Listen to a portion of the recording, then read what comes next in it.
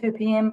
Let's get started. So kia ora koutou, ko Sylvie tōku ingoa no tamaki makaurau aho. Hi everyone, my name's Sylvie Thrush Marsh and I have the pleasure of being MyHR's Chief Evangelist. I'm based in Auckland, so if like me you're having a great Tuesday, I'm very sorry. Hopefully the weather picks up again towards the end of this week. But regardless, thank you very much for joining us today for what is sure to be a really interesting and engaging and practical session on delegation with Glenda Lewis, who I will introduce in a moment. So as you know, as always, we've got a bit of housekeeping before we kick off. We're expecting the session to take about 30 to 35 minutes today, and then we'll have time for Q&A towards the end. If you do have questions for Glenda, put them in the Q&A box and then I'll facilitate those at the end of the session. If you don't have any questions throughout and you want to jump on and ask something towards the end, I'm sure we'll have time for that as well. Of course, the webinar is being recorded today, so if you would like your question, to be asked anonymous, you can just say that you'd like it to be asked anonymously, and that's fine.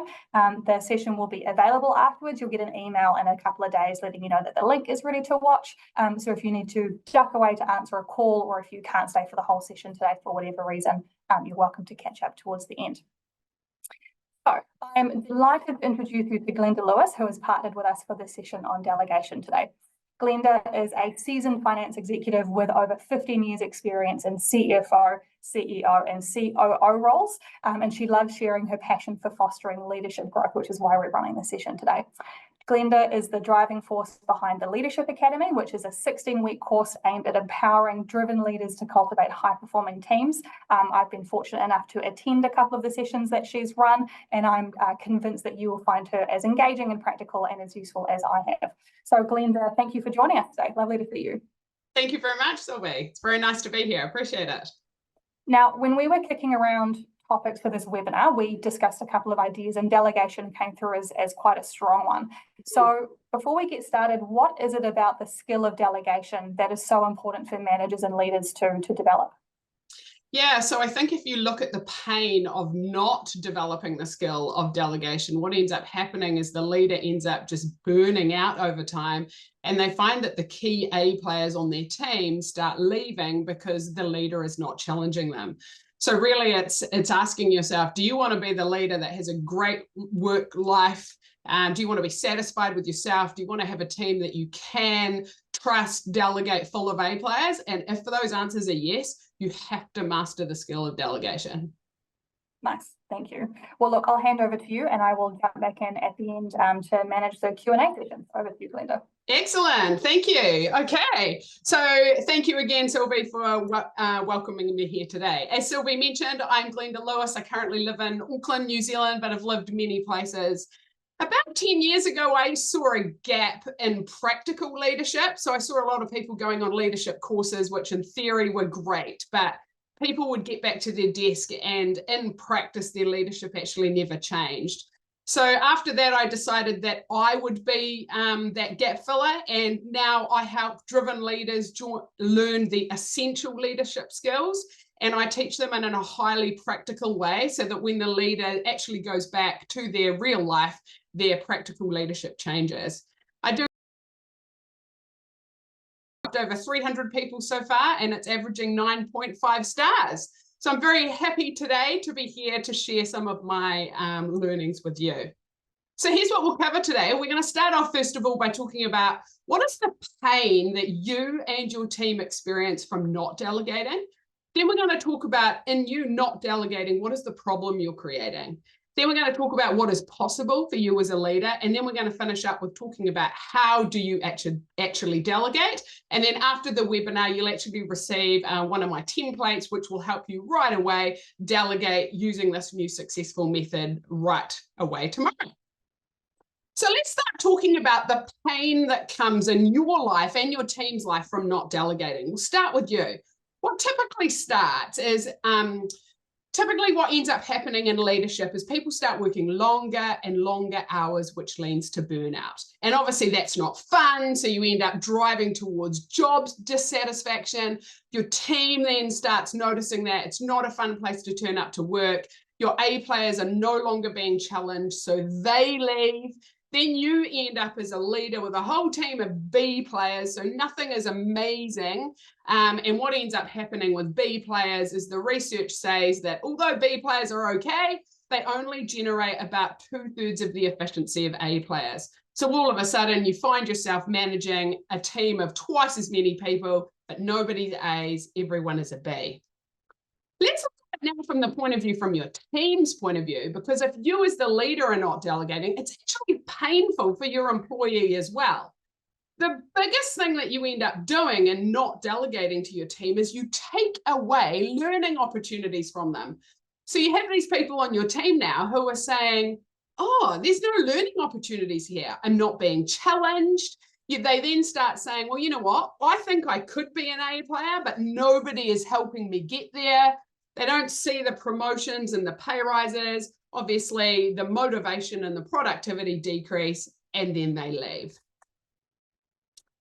So the problem that you end up creating and not delegating is what I like to call the delegation conundrum. So it starts with you thinking, oh man, I'm just too busy. I'm too busy to delegate properly, so I'll just do a flyby somebody else's desk and just drop this off and kind of fingers crossed delegation, hope for the best. And what ends up happening is when the job comes back to you, obviously because we didn't delegate it right, we didn't set up the person for success, so we get the job back and we go, wow, my team did a really poor job on this. Which then perpetuates your problem because you're saying, well, they did a poor job last time, so I'm not going to delegate the next thing.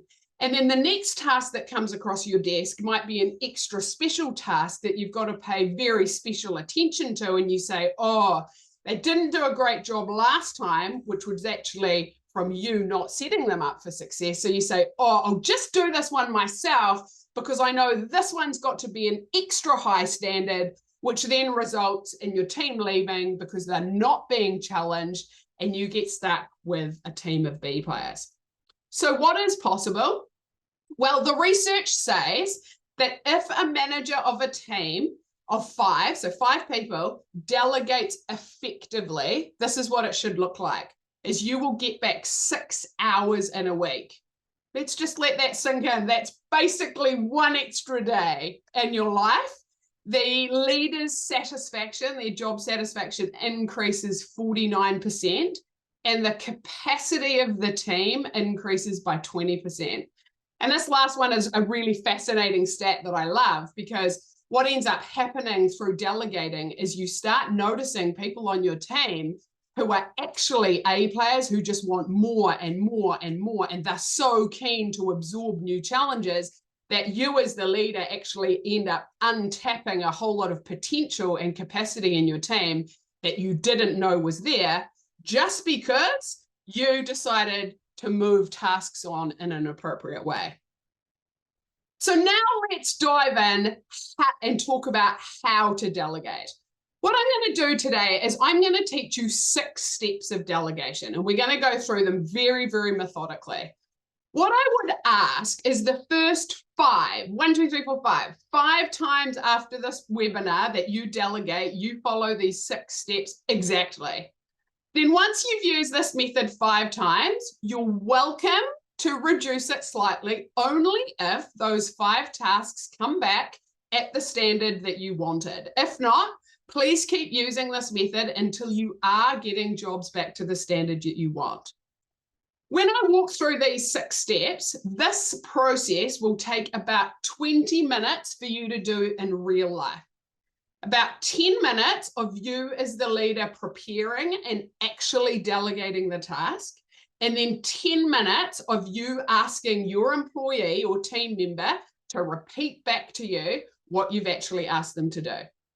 So in terms of you actually looking at your week as a leader, you need to think about every task that you delegate is going to take 20 minutes. So please make sure you've got actual time in your calendar to delegate. Don't just wing and hope for the best that you've got time for delegate, because that's when you get flybys and you don't actually follow the process. What I like to do in my calendar is I have blocked out 90 minutes on Thursday afternoon and 90 minutes on Monday morning. And I use that time to delegate, and in having it in my calendar blocked off makes me ensure that I follow all the steps properly and that I'm not rushing. So therefore, I'm actually setting up my team to do the job well. So in turn, it comes back does well, frees me up, increases my job satisfaction. So let's dive in. So step one is prepare. And what I mean by this is I don't just mean have a casual think about what you're going to delegate. I mean prepare exactly what you're going to do to set your team member up for success. This preparing process or step is about making sure absolutely that you can ensure that the person that you're giving the job to does a great job.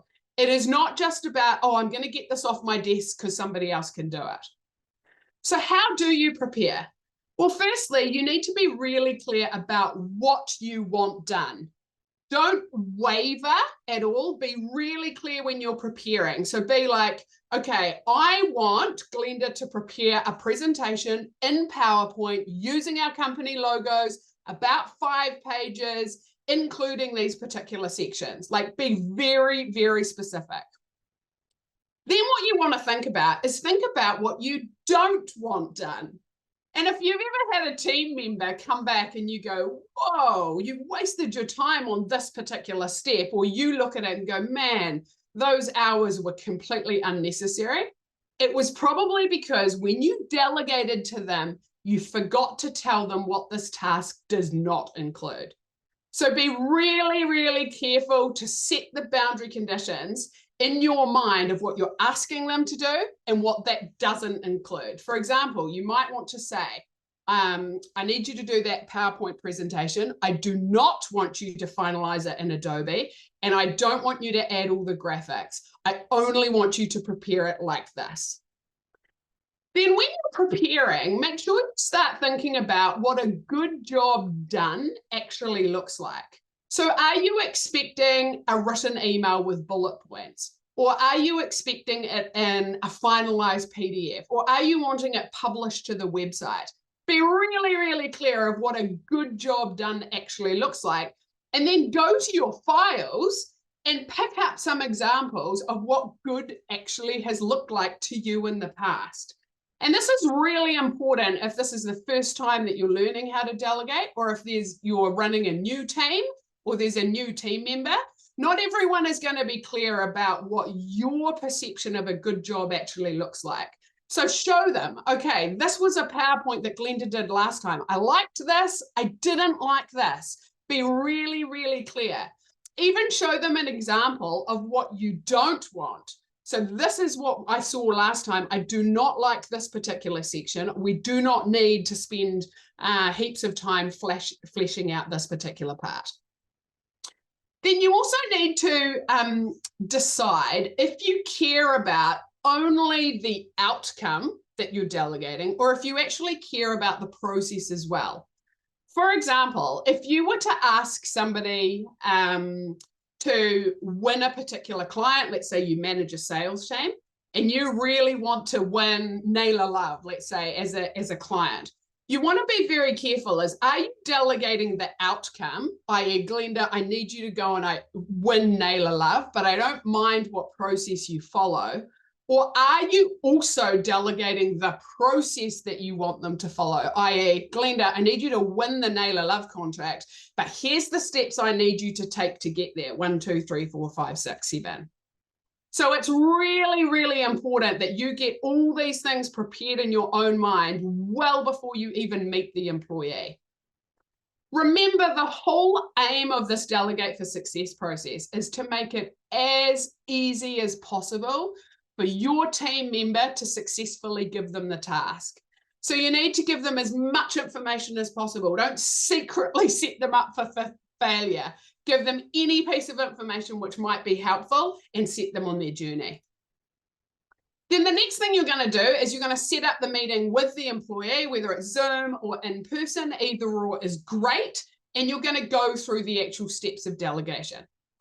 The first thing I like doing is give them a little bit of background. Even though if they are the most junior person in your organization, spend 20 seconds giving them the background and why it's important.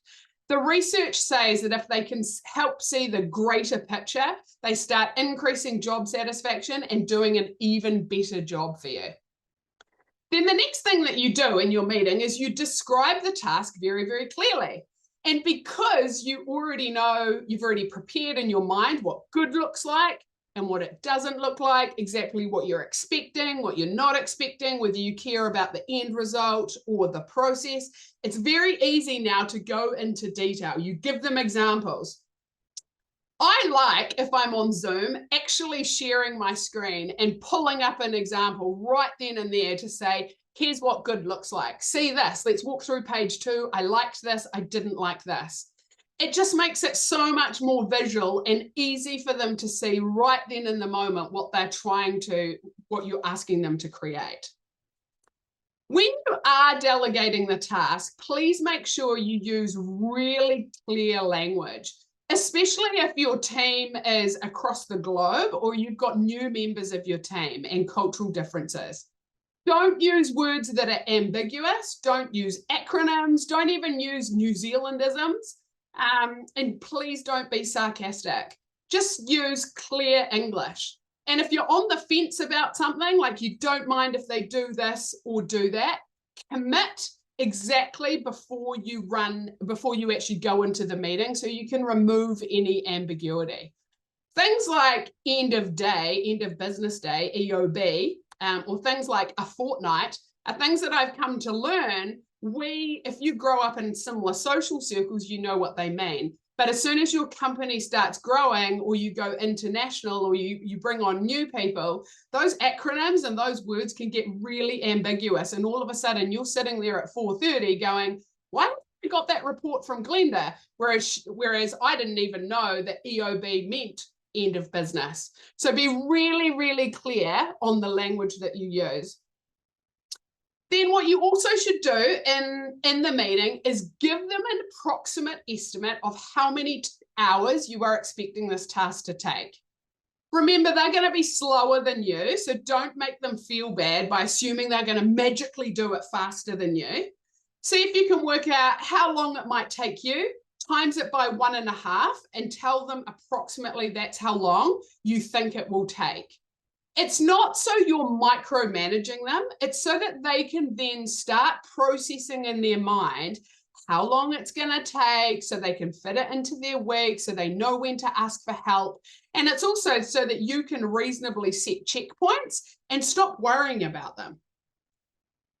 In the past, if you have found there's been quality issues in the way that you have got a task back, what you might want to do when you delegate that to that person again is ask them, say, hey, when you come to a certain number of hours, 10 hours, can you please show me where you're up to? And that way you won't have a runaway train on the hours and have projects materially going over budget. The third step then is to set a very, very clear timeline. So you might say, hey, Glenda, I need that presentation back by 4 p.m. on Friday.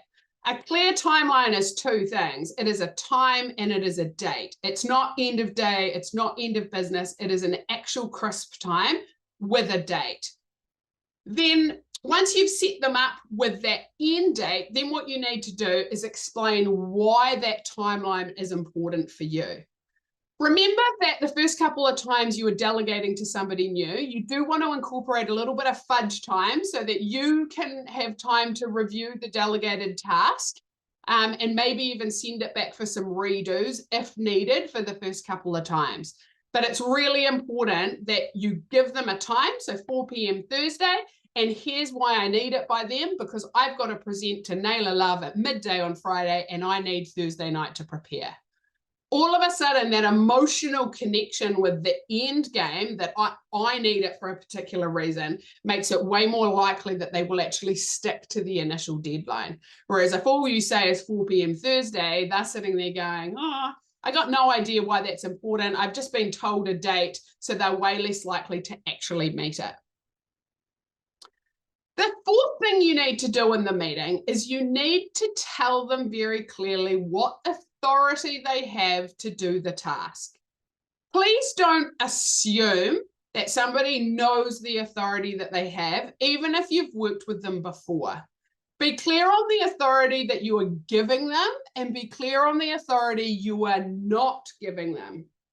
There's three types of authority you can give your team members. Authority one is to recommend only. So, hey, Glenda, I need you to put together a sales presentation and to recommend me the process to follow. You're not asking me to do anything more other than a presentation and to recommend. The second lot of authority you could give your team is to recommend and act. So what that means is you would say, hey, Glenda, I need you to prepare that sales presentation, recommend to me your course of action, and only once I have approved it, we can act. The third type of authority is full authority to act, which would be prepare the presentation, go and pitch it to Naylor Love, just let me know when you've won it. Whatever level of authority you're giving your team, and this is obviously up to you and the seniority of the person you're delegating, just make sure it's really, really clear here. For example, you might want to say, yes, Sally, you can spend $25 to buy ChatGPT to help you. No, Raj, you can't use that template from last time because it has errors in it. No, you're not allowed to meet with the client to ask them questions. I need to be there. So be really clear on what the authority is you're giving them on the task and what authority they're not allowed. And that doesn't have to be a negative thing. It can just be, hey, I want to check in with you to make sure we're on the same path and we're aligned before you move forward with the next step. The fifth point in delegating is to set checkpoints. As a leader, you need to check in with your team to make sure that they don't have any roadblocks and to make it easy for them to complete the task and successfully then report back to you. The rule I like to follow is I like to set a checkpoint after somewhere between 3 and 5 hours, just to make sure that we're on the right track. If a task is going to take a long period of time, so let's say somewhere between a day and 5 days, I like to have a checkpoint once we have burnt through about every 20 hours. So be really clear and set checkpoints as to what's appropriate with the task, how many times they've done it before, and maybe even what your budget is and how long that person can spend. Remember, when you're setting checkpoints, the responsibility of the employee is to check in with you at that point. It's not your responsibility as a leader to run around all over the show and check in with all 7 of your people to see where they're up to. It is the employee's job, who you're delegated to report up to you at that check-in time. So get them to put it in their calendar, put it on their Trello board, put it in monday.com, whatever they need to make sure that at that check-in time, they are checking in with you and you're not running around. At that checkpoint, it should just be a quick status update on where they're at. So please show me your progress. And here, especially if we're on a Zoom meeting to do a checkpoint, I actually like asking them, and I'll say, hey, Sally, can you share your screen and just pull up where you're up to on the PowerPoint?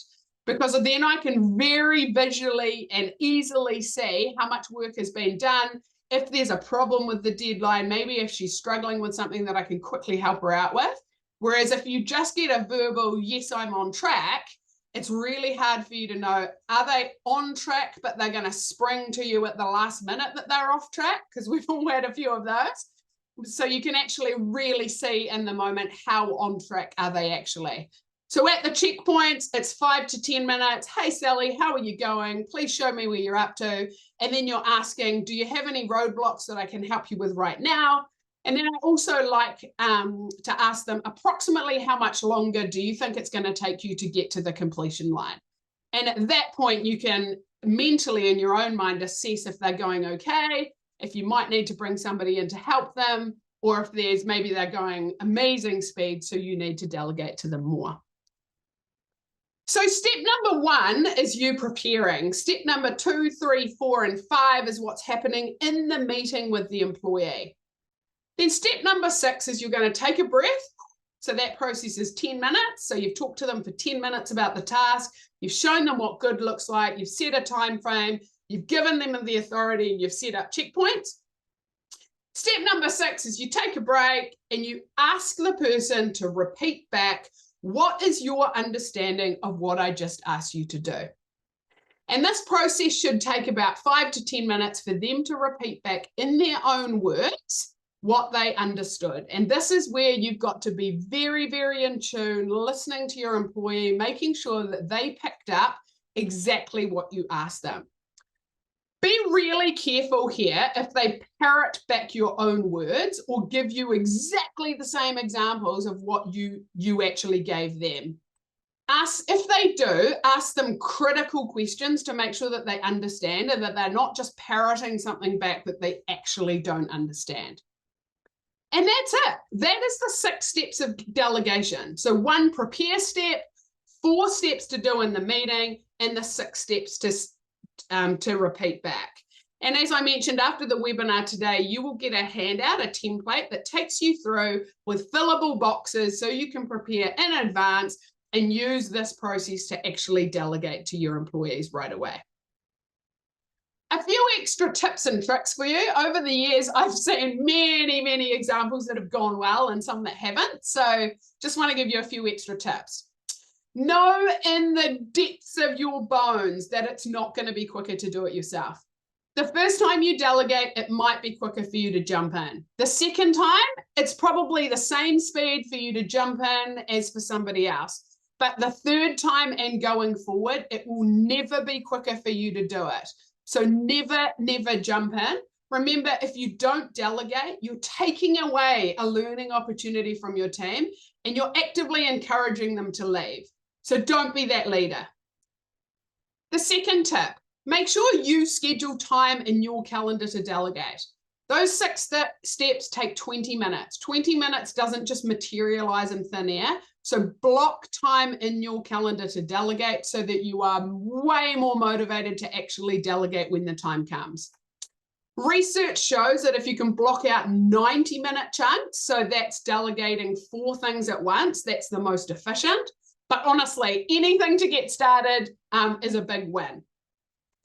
The next step, make it easy for yourself to delegate. So use templates, use the one that you're going to get after this webinar, or set up email templates, whatever you need to do so that it's really, really easy for you to follow those 6 steps. Then never take delegated work back.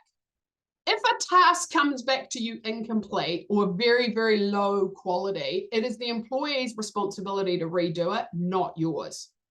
You might need to show them again what good looks like, what not good looks like. You might need to give them some extra coaching, etc. But remember, your job is to lead the team and set the standard. Your job as a leader is not to do all of the work. And remember, this is why you built in checkpoints. The checkpoints, if you've set them correctly, should give you enough time to give a lot of coaching and guidance, etc., but never take the work back. Taking the work back materially undermines exactly what you're trying to do here.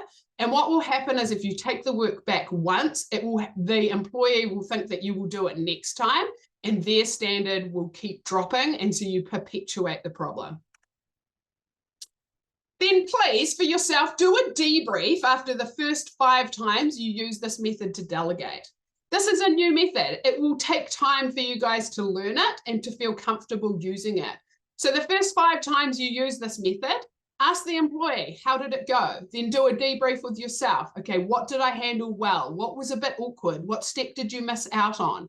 And do a really, really deep dive so that you can keep learning the delegated steps as well.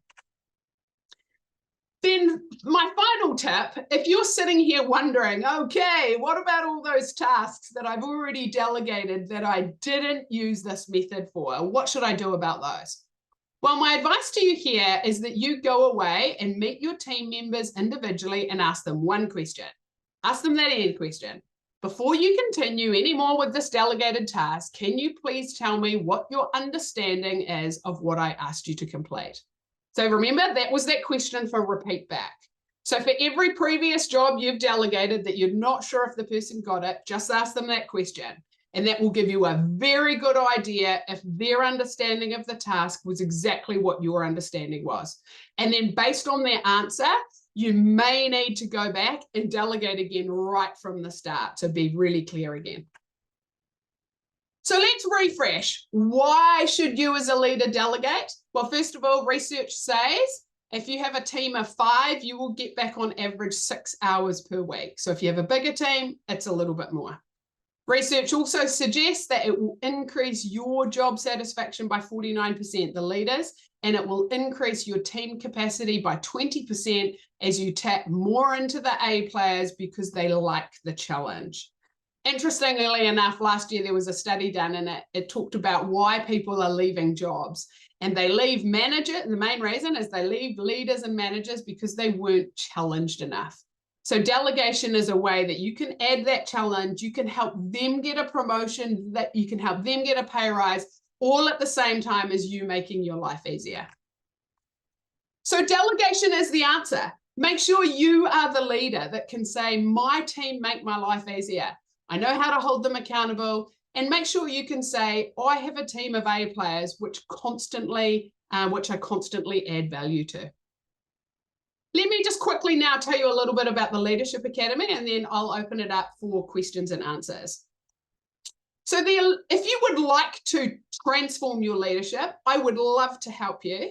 The Leadership Academy is a program that I've built out over the last 10 years using my experience, and it's highly based in changing practice. So the Leadership Academy, you will learn the essential leadership skills for a high-performing team. It's a 16-week program, and at the end of it, you'll be confident having tough conversations, know how to hold people accountable, and have your team of A players. What I talked about today on delegation was just a tiny bit of the Delegate for Success module on the Academy. So this kind of gave you a bit of a sneak peek. There are 24 modules on the Academy. Delegate for Success is one of them, so you just saw a sneak. And here's a few of my favorites on the Academy: monkey management, how to manage up, how to coach up and coach out, spend the right amount of time on the right things. And then I teach you 4 different ways of having tough conversations. What makes the Leadership Academy different? Well, I only ever take 10 people through it once, so you get very hands-on practical experience and guidance as to how to change your leadership. It is designed for practical change. So there are 24 learning modules, then there's practical work assignments to take your learning and apply it to your life, of which I give you feedback on. And then every 2 weeks, we have a coaching to check in how the changes are going, and if you have any road bumps or anything I can help out with to make sure that your leadership on the ground actually changes. Also, through the Academy, I have filmed 20 real-life leadership conversations that you can access. There's actually a funny story. This came about because I used to teach leadership in person, and people used to always ask me to do role plays, and they would film me. And I was like, you know what? I think I just need to film myself having a whole lot of tough conversations with people and upload those as videos. So in the course, you learn theoretically how something is done in theory. Then through the assignments, you apply it to your life. The coaching, I help you and develop you to actually do it. And then you have access to a library of videos where you can watch me actually having the conversations. So the next cohort starts in June, which is 3 weeks. I only ever open 10 spaces. There's 4 spaces left in June. And as a thank you for attending today's webinar, you get a 15% off. I'm also an approved regional business partner. And so that means if you go through and get funding through them, you can access the Leadership Academy half price.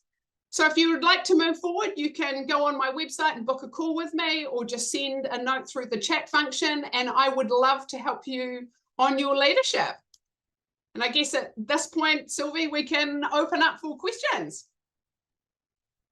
Thank you, Glenda. As always, a very practical and insightful conversation from you. So thank you for taking the time to talk us through those delegation steps today.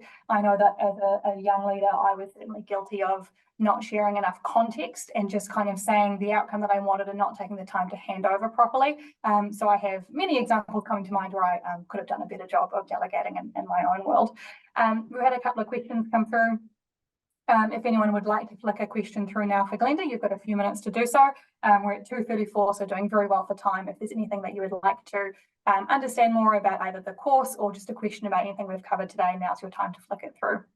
So Anonymous says, no question, but very impressed with the presentation. Thanks heaps, Sylvie and Glenda, great material and well presented. So I wanted to share that feedback. Thank you, Anonymous.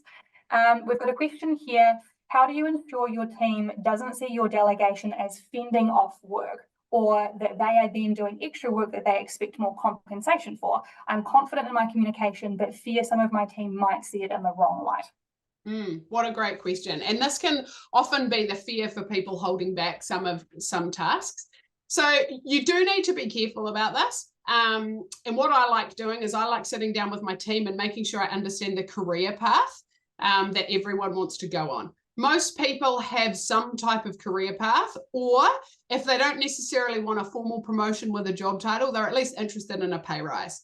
So it's very easy then to start shaping delegation in terms of career development, in terms of promotion, in terms of pay rise. Or if it's something that you're really worried about, you could link it to an incentive. Please do remember, though, that the number one reason people leave is because they're not challenged enough. Humans want challenges. So it could be, if you're worried about it, you just start with a little challenge and see how it lands, and then just slowly increase it. But you will be mightily surprised that the average person on your team, if you think they're an A player, they will actively want a challenge. That's a great answer. Thank you, Glenda.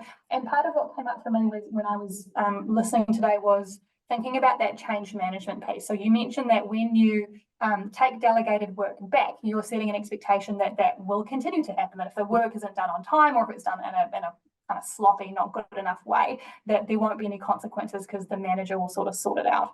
So if as a manager you are in an established team, or you have an established kind of set ways of working, and you want to change your practice and change those expectations, are there any how would you recommend managers kind of introduce the fact that this might be changing? Do you have any thoughts around that change management piece around those expectations? Yeah, I firmly believe that if you're trying to change your leadership, you need to be honest with your team. There's a lot of research that says leaders being a little bit more vulnerable have a closer knit team and therefore get more production out of them. So I truly believe if you are changing your leadership and that's going to impact your team, you need to tell them. So just have a team meeting, or individually in your one-on-ones, let them know, hey, I just learned this new concept. And what I've learned is you are very likely to leave if you don't enjoy your job. And I know, Sylvie, that you love a challenge. So let's talk about where you want to go. And by the way, what this means is going forward, my standard is going to be slightly different. If you send it back to me, I will help you get it to the standard that you want, but that's not what I'm just going to do. I'm going to send it back and I'll coach you and I'll help you get it there. That's not my job as the leader, though. Nice, thank you. Another question here from Anonymous. How do you action step 6 without sounding condescending? Yeah, so this is a great one. I literally like to ask, hey, Sylvie, I've just spent a long time delegating you this task. Can you just tell me what your understanding is of what I just asked you to do? Depending on your tone, your body language, the pace, the timbre that you use, that can sound condescending, or it can sound very friendly and caring. So you pick, whether you want to chat. If that doesn't flow off your tongue naturally for you, that's okay. A chat GPT, a variety of different ways that you can ask the same question. But find a way of asking an open question where they can repeat it back that you feel comfortable with, and then practice it 3 times on your dog or your kids or your husband before you put it in action the first time. The first time you do it, though, it will feel a bit awkward. This is a new process. It's learning to ride a bike, and the first time you ride a bike, it is a little bit wobbly. So write down the question you're going to ask, then tweak it for next time. And after doing it 3 to 5 times, it will naturally roll off your tongue. One of the things that I tried when I was working on my own practice a few years ago was to frame it as a need that I had, rather than a checking that they had understood something. So to say, okay, that was a lot of information. I've just kind of offloaded a bunch of context to you to make sure that I haven't missed anything. Can you just play back what you've understood and what it is that I'm asking you to do? So sometimes changing the framing on it might be useful as well. Cool. Dana or Dana, thank you, Dana, for joining us, asks, how many hours per week needs to be invested in effectively delegating to your team? Oh, what a great question. Okay, so if you're wanting 6 hours back, you need to delegate 20 minutes for every task that is going to delegate out that amount of work. So what I do is I put aside 2 chunks of 90 minutes a week. So that's 3 hours total that I spend delegating. The research says if you lead a team of 7, so depending, Dana, whether you've got more or less people, you should be spending 2 days a week on coaching, mentoring, developing, and delegating. So yeah, I guess it just depends how many tasks do you want to delegate. Start with 3 hours, knowing it's going to take you 20 minutes per item, and see if that's enough. Yeah. Thank you. Karen, kia ora Karen, thank you for joining us. Again, some feedback. I really see value in this concept. Can't wait to get started and putting this into practice. Kia ora Karen, appreciate the feedback. Anonymous asks, Glenda, what were the delegation mistakes that you've made in the past and what have you learned from them? Oh, what a great question. I love being vulnerable, so what a great question. I've made a lot of delegation mistakes in my past, absolutely.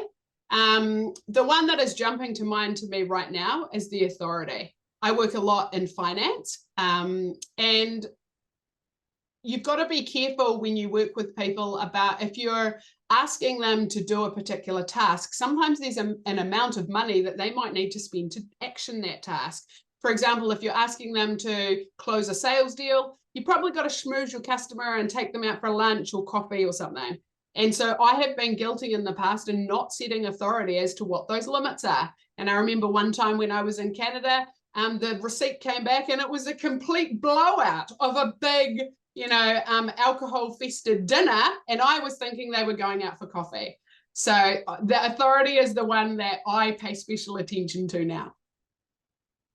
Nice one. Thank you for sharing. Kim, kia ora Kim, thank you for joining us. Asks, how can we encourage others in the team to delegate some of their tasks to teammates that have more time to help and also want to learn more? Yeah. So I think this is where it would be really important for you to share the pain points and for you to share what is possible with your team. And then just ask them, what is, Kim, what does this person want on your team? Do they want a promotion? Okay. Well, if they want a promotion, excellent. They then need to realize that their time is worth $50 an hour, and there's a whole lot of things that they do that are not worth $50 an hour. So you can't access that promotion until we get rid of some of the lower hanging fruit. So things like encouraging them to delegate on so that they can get a promotion, they can get a pay rise so that they have more job satisfaction. What a lot of people don't realize is if a lot of people hold on to work themselves because they're like, I'm so important, I've got to do it. But actually the opposite is the answer. If you keep holding on to work, it means you can never be promoted because nobody else can do that job. So Kim, I think I would ask, see if you can figure out what that person is motivated by and use that to get them to delegate. Anonymous asks, when you delegate a job or a task to one of your staff, can he or she delegate this to another member of staff without informing you for any reason? No, my answer is no. And this is where it would come into the authority piece. So when you're talking about authority, I would say, if this is a problem for you, I would say, I am not giving you authority to delegate this to somebody on your team. I need you to do it for this particular reason. Or maybe the flip is true. It's okay for you to delegate this to somebody on your team as long as it gets done to your standard. Both are completely fine. You just need to be clear about it. Anonymous, quite a few anonymous questions. Thank you everyone for sending them through. I'm sorry I can't acknowledge you all directly. With the Leadership Academy, how much time each week would be needed to allocate to this? Yeah, great question. So it's only an hour to an hour and a half a week. I have specifically designed that Leadership Academy so it fits in with your busy lives. I am busy myself. I have been there. So it's 60 to 90 minutes a week, and that includes the coaching. And then we just change 1 or 2 things every week, and then you put them into practice and I help you. Yeah. Anonymous asks, with the second step, how can I do it in a way that it won't seem like I'm micromanaging and not trusting my employee? Yeah, again, great question. And I think this is back to the way that you frame the check-in. You could frame it in such a way that, hey, I'm really worried about you, so I'm going to check in. Or you could just say, hey, to make sure that I can, and we can both go into the weekend knowing that work is on track, could you please just check in with me before you leave the office on Friday?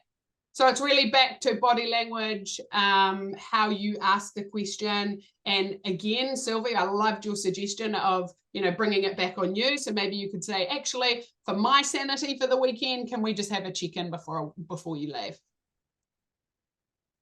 Anonymous asks, I would be really interested to know how you would approach delegating to a team member that has a lower workload and wants more work, but is not time efficient at all.